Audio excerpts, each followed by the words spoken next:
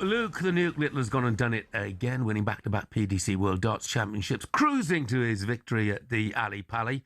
So we're asking this morning, could his dominance become bad for the sport? I think, first of all, it's important to say, Luke Little has been brilliant, absolutely brilliant for the sport of darts, and brought in new viewers, new players, absolutely, a lot. Youngsters. But, is this going to be a Phil Taylor type era, where Taylor won 8 years on the bounce, 11 out of 12 world championships? And was that good or bad for the sport? Well, let's find out from a man who will have an opinion, because he was close to all of the greats of the sports for the past 30 years or so. The voice of darts, Russ Bray. Morning, Russ. Morning, Russ. Morning, Jeff. Morning, Ray. How are you boys? All good? Yeah, good, thanks, mate. Look, I mean, brilliant tournament. Absolutely brilliant tournament. One fantastic semi-final, one of the best matches I've ever seen, but an anticlimactic finish. Is it a problem, Russ, that Luke Little is so far ahead of the rest?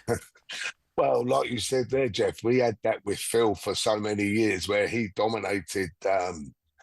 He dominated the field. I don't think this will happen, and I really, really don't, because there's so many good players in depth now. When you look at Kian Van Veen, you look at Josh Rock, Luke Humphries, of course, these guys, they're still only youngsters as well. Obviously not as young as Luke, but they're youngsters as well. And I don't think he could dominate the same as Phil.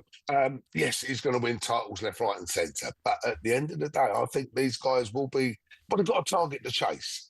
Whereas early doors with Phil, you probably only had maybe one or two players that could even have a go at him. Now you've got an old gaffy of them that can really, crack into it. And Russ, just looking at the this year's World Championship, it's amazing to see how many more countries involved, isn't there? I mean, it's really spread around the world. If you get people coming from everywhere now, before it was a lot more British styles and maybe Europe with the Dutch guys and whatever. But now it's spread all around the world, and that's only good for darts. Oh, absolutely. I mean, I'm still lucky. I'll still go out and do the Asian tour. So I go out to Asia every 5 minutes, and also I do some of the World Series. And to go out and see the talent that's out there and what's coming through, it really is incredible. I think you're going to have a similar thing that happened with the snooker and happened with the golf. Where someone in Asia, I'm not saying going to win a world title, but will go deep into a big tournament. And of course, then everyone sees that and then they'll want to jump on the bandwagon and away they go. If that hadn't already started, to be honest with you. So, going worldwide, it's great for the sport. I mean, look, and every sport needs a megastar, needs a headline act, if you like, and Luke Little is certainly that at the moment. Yeah. The scary thing, Russ, is he's not 19, is he yet?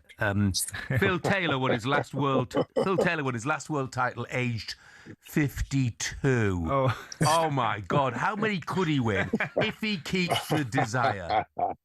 Well, I'll let you do the maths on that one, Jeff, because I'm retired from all that now. No, all joking aside, I mean, it's for as long as he wants to do it at the moment, for as long as he wants it. Do you get the desire once you've got the fortunes, the money in the bank? Do you want to get up at 9 o'clock, 8 o'clock in the morning, get on a plane, travel to somewhere in the world, and then come back and then practice and all that? It's for as long as he wants that desire. I'm sure he's going to have that for a good few years, but he won't break Phil Taylor's records. Never in a month of Sundays. Don't want to do that. Yeah, financially as well now, Russ. It's so good for the players, isn't it? I mean, all the prize money's going up for next year's World. Where's that going to be hosted? Is it the same place? Is it a bigger room? Yeah, it's in the Ali Pali, but it's going into the Grand Hall there. We're in the little, I say the little side one. It's moving into the big one there, where the fans' village has been for the last few years. Then we'll pack in another, 2,500, I think, something like that. So each session is going to have 2,500 people, extra in it. So it's just massive, Ray. And it's amazing now. Like I've been in pubs and all my mates are going, "Oh, I want to go next year," because they're watching it. And do you know what? I saw you, Russ, when I was there a couple of Fridays ago, and do you know what? The atmosphere is so good, and there's all different sort of people supporting different teams, but there's no hassle. Yeah. Everyone's having a good time. And the best thing about it was getting on the train down to the Ali Pally, because I was sitting next to the Mario brothers. I've got 7 chickens over there. Oh, it's brilliant. Well, It was. my The banter was fantastic. Two boys, Robbie and Matt, they went. They were lucky.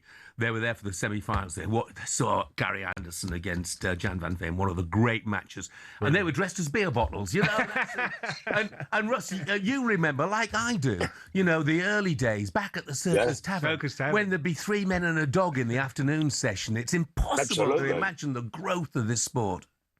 And exactly, that's exactly how it's gone. And with you touch on what you said there, Ray, driving. See you again, pal. Top man, Russ. See you later, mate. Cheers, boys. Have a great show.